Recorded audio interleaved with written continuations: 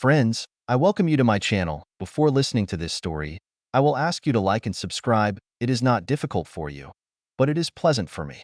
And we're starting. A short story about a marriage in trouble.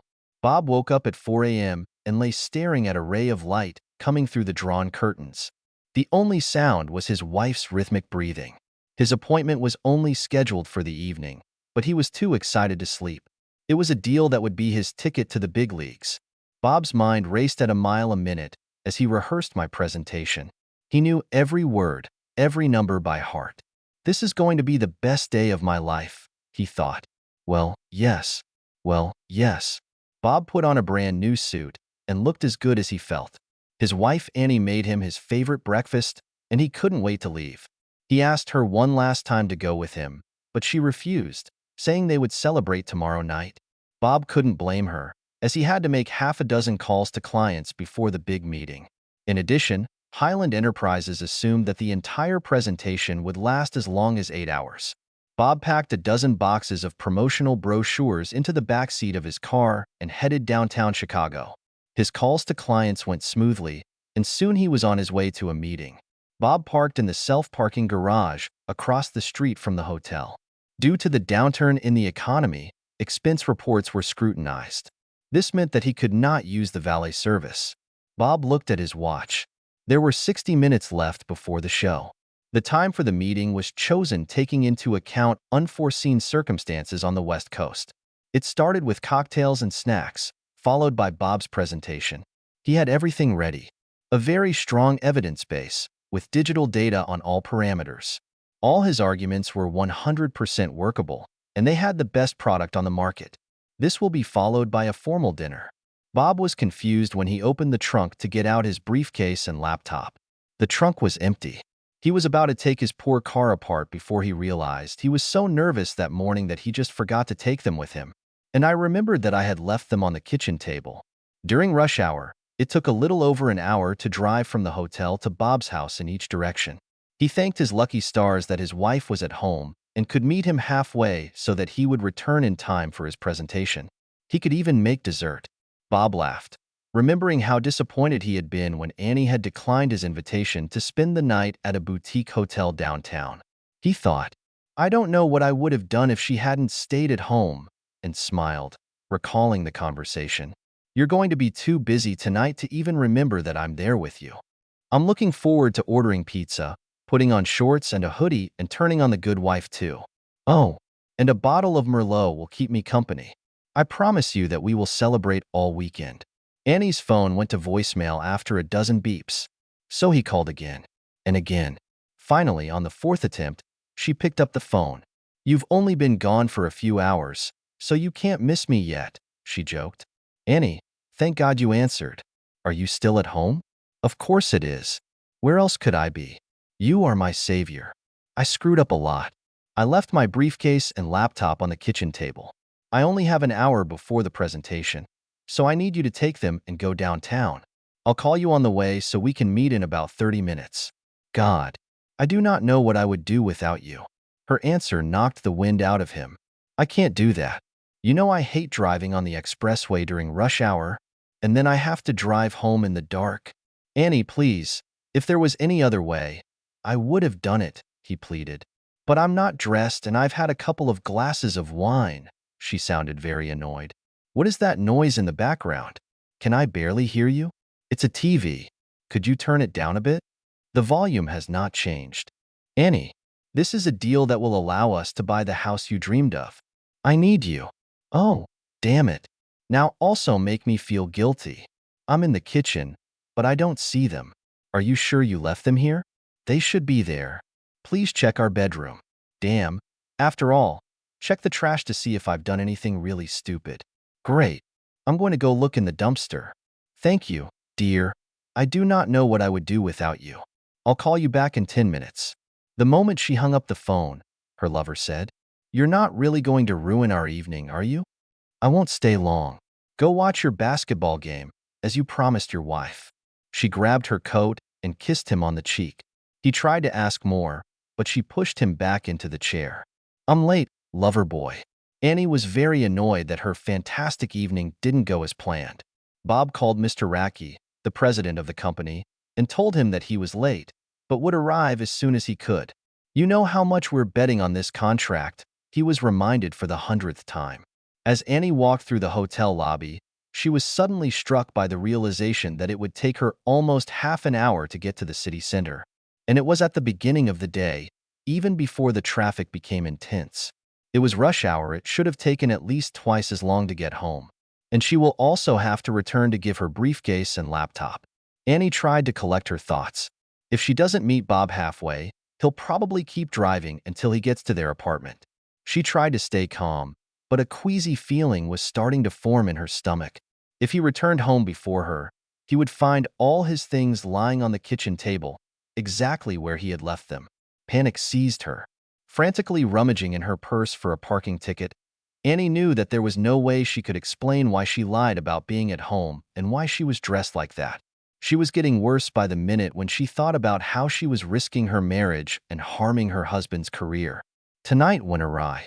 It seemed like an eternity before the poor thing turned her car around. She looked at her watch and cursed under her breath as she rolled out onto Michigan Avenue. Annie ignored Bob's calls and focused on driving like an obsessive woman. He called again every few minutes. She couldn't answer because she would have to tell him where she was. That would be a disaster. All her carefully thought-out lies will crumble to dust. She rushed down the entrance ramp to the highway, only to hit the brakes as the expressway glowed with a sea of stoplights. Annie joined the crowd and began to maneuver through the traffic and do anything to gain a few precious feet. Her thoughts went back to the day she sat at the dining table and had breakfast next to that damn briefcase and computer. If only she'd thought to call him, she would have been a great hero and saved the day. But no. She was too busy preparing for her big date. She was banging her fist on the steering wheel. Damn it. Damn it. Holy shit. About a mile west of downtown, traffic opened up, and she pressed the gas pedal to the floor. And the phone kept ringing. Annie had an idea that could give her the time she needed. She answered the next call. "Bob, I've taken this place apart, and I think I know where you left your stuff. You said you called the clients. Have you tried tracing your steps to see if you left them there by accident?" "Oh, Annie, that's a great idea, but I did it as soon as I noticed they were missing. I had people combing offices and parking lots all over the northwest side of Chicago." "Damn," Annie thought. "Okay, I'll keep looking," she lied.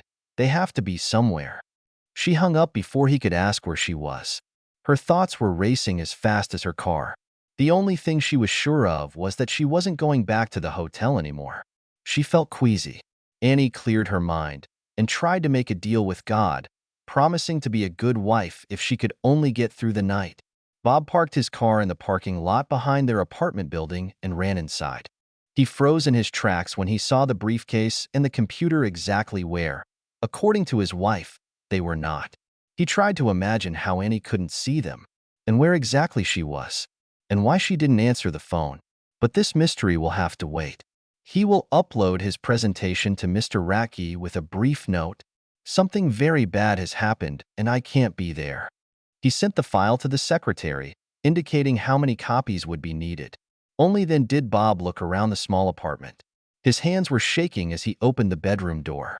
Bob breathed a sigh of relief when he found it empty. The same goes for the bathroom. Where could his wife be, he thought. A feeling of fear gripped him. Something was very wrong, and Bob tried to figure out what it was. The kitchen counter was clean, so he checked the trash for pizza delivery boxes. He found nothing there, as well as the remaining slices in the refrigerator. Then he turned on the TV. He was hoping to see a repeat of The Good Wife 2. Instead, it was tuned to the Weather Channel. He pressed the last button just in case, and the Hallmark Channel filled the screen. The final nail in the coffin was that there was neither a glass of wine nor a half-empty bottle of Merlot. It was then that Bob's soul screamed in agony. Before his body could physically react, he heard the garage door open. He turned off the light and sat down at the kitchen table. Annie was relieved when she didn't see Bob's car in front of the house where he always parked. All she had to do was run inside, grab her bags, and get back to town as soon as possible. She decided that she would say that she got lost and turned onto the wrong highway. It's definitely time to pretend to be a dumb blonde. Annie screamed when she flipped the switch and saw her husband sitting at the kitchen table. On it lay the missing briefcase and laptop. He didn't say a word. He just stared at her. The only sound was the clock on the wall, counting down every second, disappearing into eternity. After an awkward moment, Annie said in a meek voice, "I'm surprised to see you here. Didn't I plan to meet you halfway?" Again, Bob didn't say a word. The next significant pause lasted even longer before Annie said, "You were right about your briefcase and computer being right here on the dining room table." Although Bob wanted to shout out 1,000 vulgar epithets, he sat stoically, without moving his lips. Tick, tick, tick. Seconds turned into minutes. "Shouldn't you be rushing to the center for your important meeting?" Annie looked very uncomfortable and looked at the floor. She couldn't look her husband in the eye. Bob stared at her in stunned silence. "She obviously thinks I'm an idiot," he thought. Tick, tick, tick. "You can tell your boss what a fool I am, and it's all my fault that you're late." Tick, tick, tick. "I'm really sorry. I screwed up." Bob sat silent and motionless. Many years ago, he played golf with a retired Chicago police detective. 18 holes later, he regaled Bob with stories about the crimes he had solved. Killing was his favorite thing to do. He was very proud to explain how he could get a murder suspect to confess. The interrogation room would always be completely empty if it weren't for the table and 2 uncomfortable chairs. The only other thing I allowed was a big old clock high up on the wall where the bad guy could watch every second go by. Even better, they made a loud ticking sound. Then I would sit him down so that he could see the clock and look at him without saying a word. The first one who speaks loses. After 2 minutes they always say something, usually something stupid. For example, "What?" I ignored them and continued to stare in silence. They were getting more uncomfortable by the minute. In the end, they always split. Annie's cute little twitch of her eye when she was lying was no longer cute or small. Tick, tick, tick. "Bob, please say something." Annie was starting to panic. She took a couple of steps back. Bob heard the familiar clicking sound on the vinyl tile floor. He looked down and saw that she was wearing black patent leather high-heeled shoes. Her legs were covered with black nylon stockings. Tick, tick, tick. After a long wait, Bob came over and stood facing his wife. He didn't make a sound when he unbuttoned her coat. She gasped, but made no attempt to resist when he pulled it off her shoulders. It slipped off her hands and pooled at her feet, revealing the very small black dress Bob had bought for their 4th anniversary last month. The string of pearls he had given her last Christmas was draped over her stunning cleavage. Annie turned pale. She seemed to struggle with every breath. Bob still didn't say a word. He was lifting the hem of her dress higher and higher when the silver garters holding her stockings came into view. Bob's chest tightened. All he could hear was the damn clock as he collapsed into a chair and cried. Annie fell to her knees and begged, "Please let me explain. It's not what you think." Bob covered his face with his hands so as not to see the adulteress. "Oh, God, please say something. Scream at me. Hit me. Anything." Annie began to sob, and Bob couldn't understand the rest. Tick, tick, tick. "He's going to smash the damn clock." They both jumped when Annie's phone rang. Bob held out his hand, demanding the phone. Annie reached into her purse and handed the Samsung to him. Her whole body was shaking. Bob looked at the caller ID. It was Michael, the husband of Emmy's sister Carol and his good friend. He didn't answer the phone. Bob waited for the ringtone to stop, then opened her phone's menu. She had 1 missed call. He pressed a key to play the message. "Hi, honey, what's holding you up? I changed our order to 7, but I'm a little hungry, and not just because of the food." Annie rushed to the sink, but before she could do so, vomit burst out of her lascivious mouth. It scattered all over the cabinets and on the countertop. Bob sat paralyzed by his wife's betrayal. She was lying on the floor. The room stank of her vomit. It seemed like an eternity before Bob could finally formulate rational words. But when he finally spoke, his voice boomed, filling the room. Annie cringed in fear, as she had never seen her husband lose control before. "Your sister is 8 months pregnant, and you're making love to her husband?" "No." "Noon. Which hotel?" "What?" He stood up and threw his chair across the room. "Don't play dumb." "Which hotel?" She squeezed out. "Knickerbocker." "I do not know which room." We met at a bar and never went upstairs. He found Annie's sister's name on the favorites list. Carol answered on the second ring. He tried to contain his anger as he greeted his sister-in-law. "Hi, Bob. Is this a surprise? Where's Michael?" I asked. "He's at a sports bar in the city, watching the Bulls game with some guys from work," Carol said. "When do you expect him to come back?" "Not before morning." He was whining about how I never wanted to do anything for him since I got pregnant, so I threw him a boys' party. He spends the night at a friend's apartment from work, so he doesn't have to worry about driving home drunk. She asked anxiously, "Bob, is everything okay?" But I didn't get an answer because he had already hung up. Michael called every 15 minutes, leaving message after message, wondering when Annie would be back. All this was crowned with a rude hint. "I'm going to use you until you can walk straight." Neither of them said a word between calls. Annie whined like a dog, while Bob got more and more excited listening to every message. His mind filled with gloomy thoughts as he considered what he should do next. Annie's phone rang again.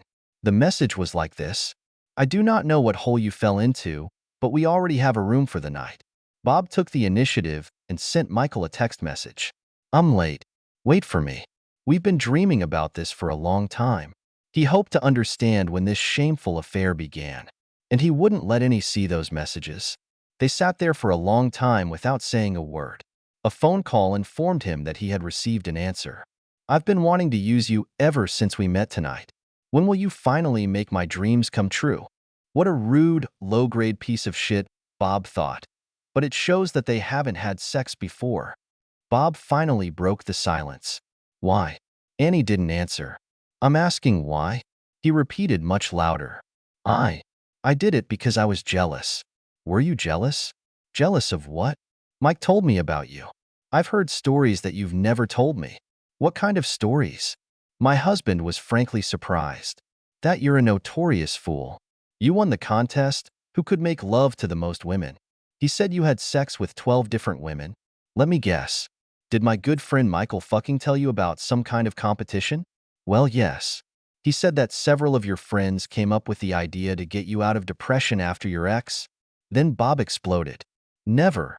Do you hear? I never called my late wife ex." Annie cringed in fear when he yelled at her. "A woman becomes an ex when she gets divorced. Do you understand? Christy became my late wife when she was killed by a drunk driver. She has never been and will never be my ex. You're going to be my ex on Monday. Is that clear?" Annie looked very scared. She began to beg. "I'm sorry. I didn't mean it." Bob let her wail. He just stopped listening to her. Then he raised his hand to stop her. "Before we got married, I tried to tell you about Christy. You knew she died in a car accident. I do not know how detailed your information is. You said you didn't want to feel the pain of reliving her death. I didn't insist that you tell me about her life and death." Bob lowered his head heavily. "You hurt me more today than her death because she didn't want to die, and everything you did was of your own free will." Annie howled like a soul condemned to hell. "I'm sorry." Her face was covered in tears. "I met Christy on the first day of high school. She came up to me and told me to be her boyfriend. I said, okay, and we were boyfriend and girlfriend until the day we became husband and wife. Christy and I were virgins on our wedding night. We were the first for each other. I never thought it was possible to be as happy as we are. Everything was going perfectly, until one day, I forgot to pick up a gallon of milk on my way home from work. Christy teased me for being forgetful and volunteered to take us to the grocery store. It was only a couple of miles from home. The weather was perfect. The sun was shining. We were laughing and joking. The light changed to green. We were the second car at the intersection when the SUV crashed into us. The police estimated that he had been racing for at least 80. As he spoke, Bob began to sob. I can still hear the terrible sound, the clang of metal. The glass crashed down on us like snow. It took a while before I could focus on the carnage. Bob could barely contain his sobs. I looked at Christy. There was blood everywhere. I tried to put my hands over her wounds to try to stop the bleeding. I heard people screaming. Someone told me to wait. An ambulance is coming now. I pulled myself up to Christy and hugged her. I told her that everything would be fine. She managed to laugh and said, I could always tell when you were lying. By this time, Annie was crying as hard as Bob. I told Christy that I love her. The last thing my Christy said was, "I love you too." She died in my arms. He paused. She died because I forgot to pick up the milk. I killed her. I always have to live with it now. Until death. Annie wanted to hug him, but she knew he wouldn't let her. After the accident, I spent the next 12 months either in the hospital, where I had operations, or in rehabilitation centers, where I learned to walk again. I also spent a lot of time in therapy learning how to deal with survivor's guilt. I lived, but I was dead. When I first went outside, my scarred body had lost up to 125 pounds, and I needed a cane to walk. I signed up for a health club and went there every day. It took another 6 months before I stopped being shy about how I looked. By that time, I had met a lot of nice people, men and women, but I preferred to live in my terrible memory instead of going into the unknown. I was afraid to get close to anyone. My psychiatrist offered me a job. Despite the fact that I had no sales experience, Highland Enterprises took a chance and hired me. Weeks turned into months. My body became fully functional, and I was really a good salesman. Michael, yes, your lover Michael, kept trying to arrange a blind date for me. I turned him down and all the other friendly friends. I didn't think I'd ever be able to handle it. But Michael kept pushing me to meet a young lady he knew.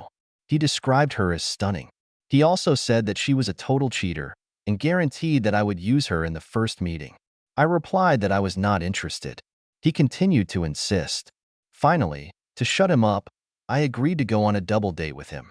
With his current wife, Carol, and her sister. They invited me to meet them at an Italian restaurant not far from here.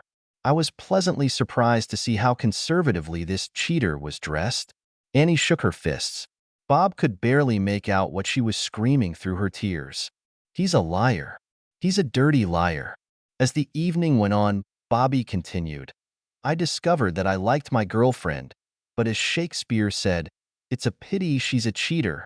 My head was full of Chris's death, and I didn't need any complications. At the end of the evening, I was offered to take the cheater home. As we were leaving, Michael took me aside and whispered, "Use her for me." When we got to her house, I thanked her for a wonderful evening. She kissed me on the cheek and then said she wouldn't invite me in. Do you remember my answer? Annie wiped her tears with her sleeve and replied, "You said that if I invited you in, you would lose all respect for me, and I would never see you again." After a long pause, Bob continued, "I don't want to know how many men you had sex with before we met. It doesn't matter to me. I fell in love with who you were, with your advantages and disadvantages, with all your past.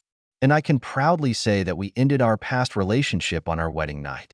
So, here's the answer for you. 2 women. I had sex with exactly 2 women, and I'm married to both of them. Have I ever been tempted? Hell, yes.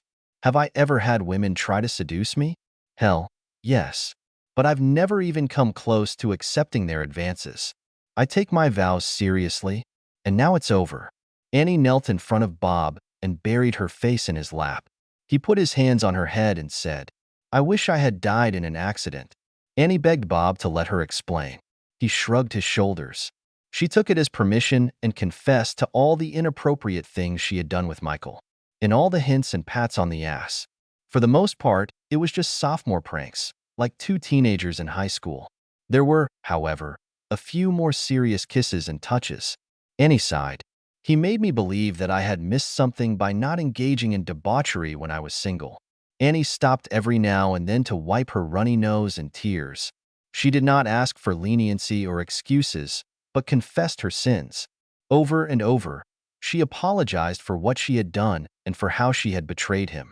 When she got to the present, Annie bared her soul, admitting how impatient she was to break her marriage vows, and how broken she is now. "I feel like a complete idiot. I had everything. My marriage was perfect. But I'm so ashamed. Not because I got caught, but because I hurt you. I hurt my sister. I'm so sorry for what I did." She hugged herself and tried her best to continue.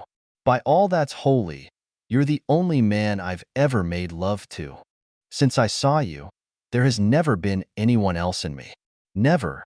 Not in my heart, not in my soul, not between my legs. I'm so mad at that bastard for what I let him do to me. With us. He convinced me that I was just a notch on your bedpost. I can't believe how stupid I am. I thank God that nothing happened last night. It's sad, Emmy, but it happened.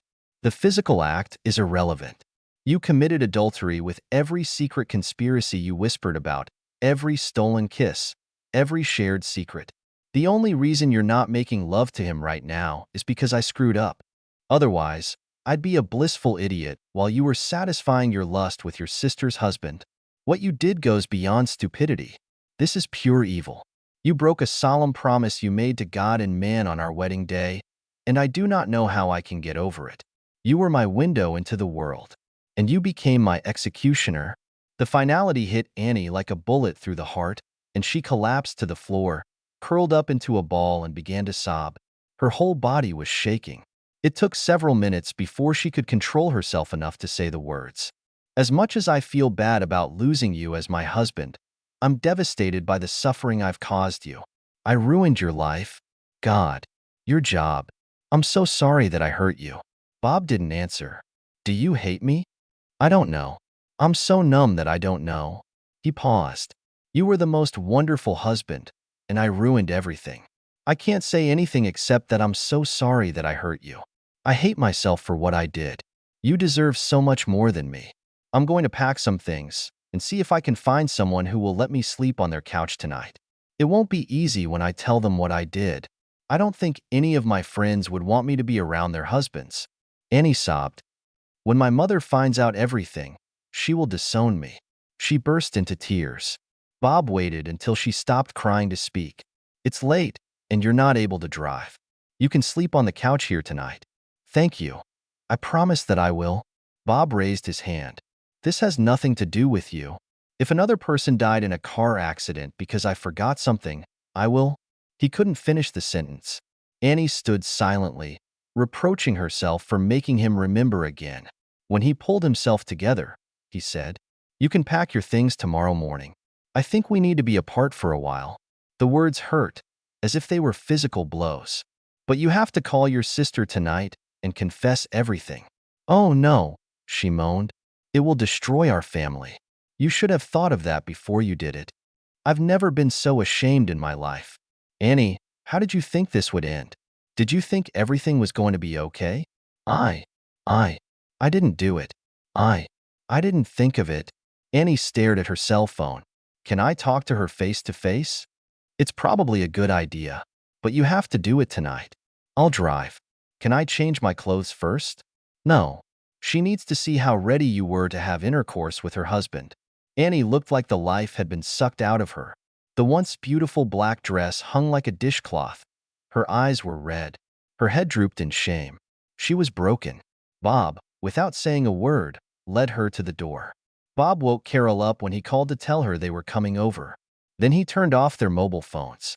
When Annie confessed her carelessness to her sister, all hell broke loose. It wasn't the first time her husband cheated on her, and she took out all her anger on her sister. Annie accepted her insults stoically. The words pierced her. You're my sister. How could you? Carol howled, pounding Annie's chest. The struggle did not stop until Carol went into premature labor. When Annie tried to help, she swung at her and screamed, Keep that cheater away from me. One of her punches hit Annie in the right eye. The hospital wasn't that far away, so they didn't call an ambulance. Bob grabbed the birthing bag that Care had packed. Carol demanded that they not call her husband Michael. From now on, his name was Asshole. It seems that this was also the general opinion about what it should be called, and not to tell him that she was giving birth. Bob carefully helped Carol into the back seat and invited Annie to join her, saying, She'll help you better than I will. Carol reluctantly accepted her presence. Fear and pain can make a person do unthinkable things. Annie begged her sister for forgiveness the whole trip. Somehow, they managed to get deep enough into their souls that Carol told the emergency room nurse that her sister was her Lamaze coach. A little over an hour later, a doctor came into the waiting room and announced to Bob, It's a boy. Mother and son are doing well. The delivery nurse came out next and told Bob that she called Annie all sorts of dirty names between contractions. Then the most amazing thing happened. Just at the moment when the head appeared, she began to scream, I forgive you. It's like all the mother's pain is gone. The two of them hugged, cried and laughed. I've never seen anything like this before. Bob forced a smile. Thank you for telling me that. Michael boasted to everyone that his son would be named Michael Joseph Landry III. Asshole. Instead, Carol named him after her first husband, Robert Brandon. That's the payback. That night, Annie slept on a chair in the delivery room. Bob was not a religious man. He stopped going to church after the accident when he lost Christy. Somehow, he ended up in the hospital chapel. It was empty, and the only light came from a single candle in a red glass vessel. He was sitting on the back bench, where no one would see him if anyone else came. His mind was fixated on the question, can I forgive my wife? That night, Bob fell asleep after arguing with God about forgiveness. If he was looking for a sign, he got it with a vengeance. As the sun rose in the east, the stained glass window above the pulpit began to glow. Bob silently watched as the image of the risen Christ, 40 feet tall and shining like the sun, was illuminated. Hundreds of flowers flooded the room as the light overcame the darkness. And for him, the words, "Forgive us our sins, as we forgive those who sin against us," were revealed. Bob was shaking all over when he noticed the Bible on the bench next to him. He was sure she hadn't been there before. It was revealed in verse before Matthew 18 verses 21 to 22. 21. Then Peter came to Jesus and asked, "Lord, how many times do I have to forgive my brother or sister who sin against me? Up to 7 times?" 22. Jesus answered, "I'm not telling you 7 times, but 77 times." Bob was no longer the wounded man who sought refuge. He knew what he had to do. He stopped in the men's room and tried to clean himself up. Then he went into the cafeteria and bought his wife a cup of coffee and a blueberry bun, her favorite. Annie was holding their nephew in her arms when he came in. She had an impressive black eye and looked like she'd been fighting with a bunch of devils for 2 hours. She turned away and said she was too ashamed to look into his eyes. Annie handed the baby to her sister and tried to leave the room. Bob stood in front of her. She froze. He cupped her face in his hands and said, "It took me a long time to forgive the man who killed Christy. I knew my anger was destroying me, and I had to do it, just so I could move on with my life. I don't want to live with this pain again." He hugged his wife. "It will take time to heal the wound." And they answered him, "I will give you everything to the last beat of my heart. If you ever talk to Michael or any other bastard who wants to mess with you, you know it's over. There won't be a second chance. I swear by all that is holy, I will never give you the slightest reason to doubt my loyalty to our marriage again. I forgive you because I want to live again." Annie's joyful cry caused 2 nurses to run into the room. On Monday morning, Annie took her sister and her new nephew to a divorce lawyer. Carol was in no mood to forgive. The messages Michael left on Annie's mobile phone were very valuable exhibits for the reason for the divorce. Bob went to the president of the company expecting the worst. He was ready to accept his dismissal. "Bob, you're too good a salesman," his boss said. "You have to tell me your story." Bob poured out his soul for the next half hour. When he finished, his boss said, "Well, don't just stand there. Come on, get back to work. Just because your presentation brought the biggest contract this firm has ever signed doesn't mean you can rest on your laurels." Bob was dancing with joy. 12 months later, Bob was back in the same delivery room. Only this time it was Annie's turn.